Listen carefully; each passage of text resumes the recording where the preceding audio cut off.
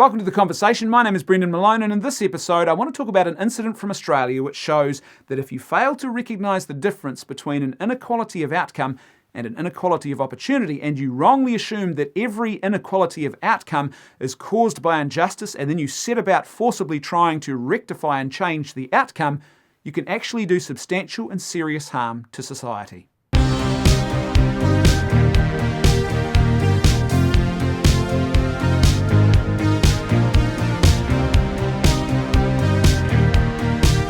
A couple of days ago, a damning new report was published in Australia showing that over a 3-year period from 2015 to 2018 in Queensland, Australia, the police force attempted to artificially change the ratio of male to female graduates who were graduating from the training college into the police force. They did this artificially, and what they did was 200 less qualified female candidates were graduated into the police force ahead of 200 more qualified male candidates. Now, this is the consequence of an ideology which refuses to recognise the difference between inequality of outcome and inequality of opportunity, and it wrongly assumes that every time you have inequality of outcome, in this case between males and females, there must be some injustice that is causing it, and so therefore you should go about artificially trying to rectify and change the situation. You insert yourself into it and produce a different outcome. In this case, they tried to achieve a 50-50 male-female split. There are some very real harms that have come about as a result of this action. 3 groups straight away that I can think of who are harmed by this. The first is the general public. As members of the general public, we rely on our police force to do their job, to uphold, to protect, to preserve the public safety, the general safety and well-being of the community. And in order for that to be achieved in the best way possible, what we need is the most qualified people on the front lines of our police force. Policing is not like dispensing ice cream. It's not something where if you have someone who's not that qualified to produce an ice cream cone, perhaps just a little bit of a sloppy mess is made. With policing, when you have people who are not qualified to actually do the job, the public harm, or the harm that can happen to the public and public safety is seriously jeopardised. It's very real, it's very consequential. So that's the first group who have been harmed by this course of action. The second group who have been harmed by this course of action are the actual police officers who are then serving on the front lines with those 200 less qualified female candidates who were artificially put in and put ahead of the 200 more qualified male candidates. You see, policing is not about a lone ranger, one single police officer taking on all the bad guys by themselves. That's a Hollywood fantasy. Policing is done in a unit. It is an attempt to protect the community, to uphold the public safety, and it's always done communally. The police officers on the police force work in concert. They work together. As the old adage goes, a chain is only as strong as its weakest link. And in this case, the chain of the police force is there to secure public safety and public well-being. And when each link in that chain, each officer is the most competent and qualified person to be there, the chain is actually strong. And that obviously is good for the public, but it's also important for every other link, every other member of the police force who is part of that chain. What that means is that those links who are in the police force who are competent and qualified to be there, they are not being jeopardised by being put alongside officers who are not as competent at the job, who are not as qualified to actually do the job. So those police officers, their ability to actually form a cohesive unit where they can trust that the officer who is working with them has their back and has the ability to actually ensure that they work together in community and they are safe in the execution of their duties, that safety is compromised when you artificially introduce weaker links into the chain who are not actually as competent as other stronger links who could have been put into the chain actually are. So those officers have been put at risk, and again, that also has a flow-on effect to public safety as well. Because what happens is those officers probably become distracted, they're probably having to make up for the inadequacies of the officers who are serving alongside them, and that reduces their efficacy to actually protect and preserve the public safety. And the third group of people who are probably often forgotten in the midst of all of this debate, who are actually harmed by this, are the 200 female candidates themselves.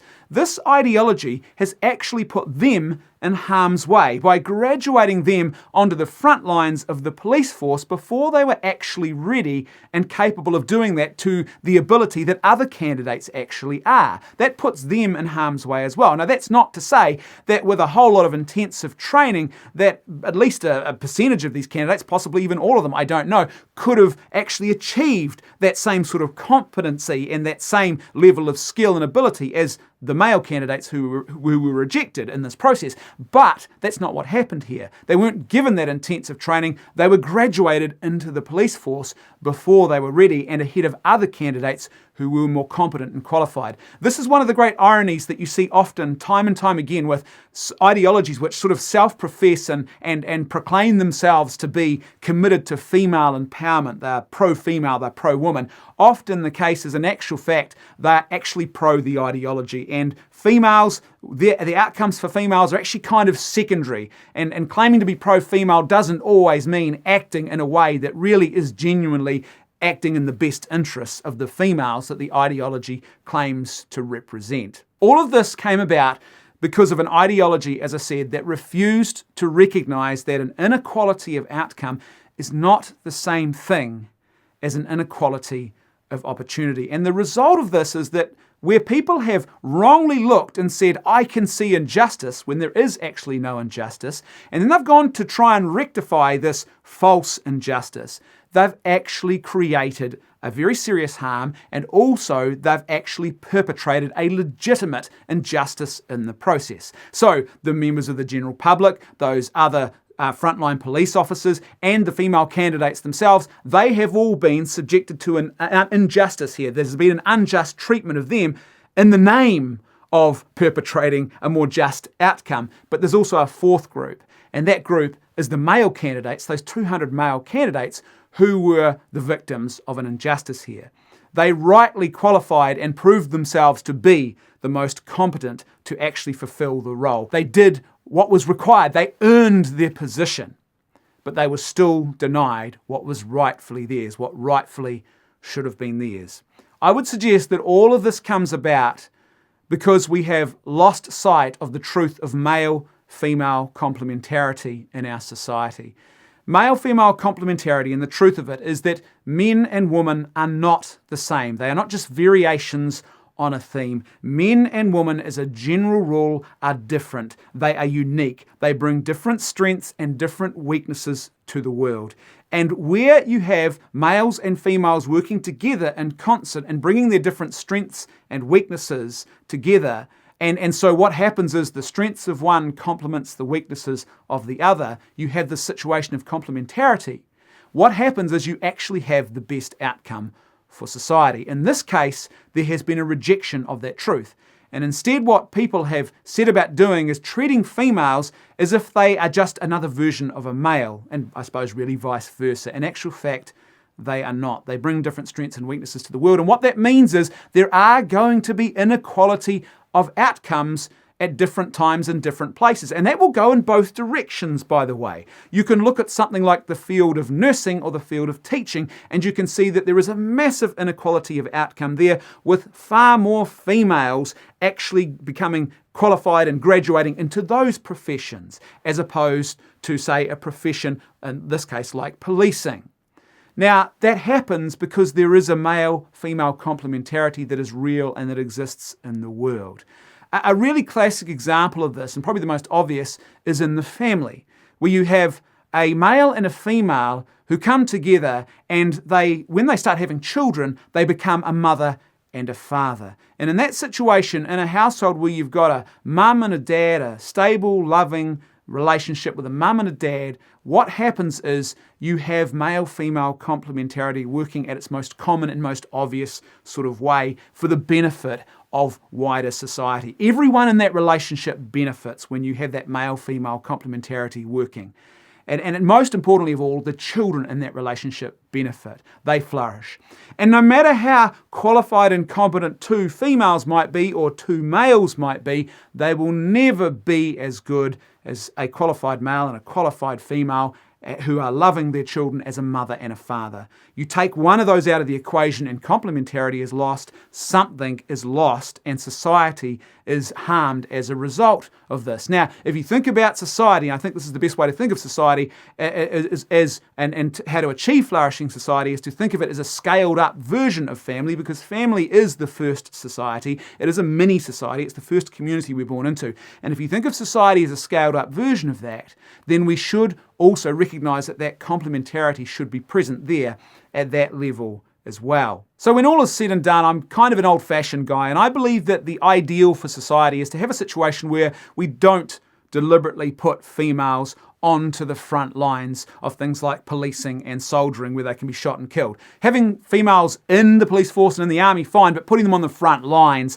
to try and secure public safety and well-being and exposing them to possible death, I think that's not the ideal. However, I also can hold that ideal in concert with the fact that I also believe that if you've got a female who wants to actually have a crack at one of those roles and she thinks she's qualified and competent enough to do the job, then she should be allowed to have a crack at that role. I can hold those two things, the ideal and the reality of the situation, in concert.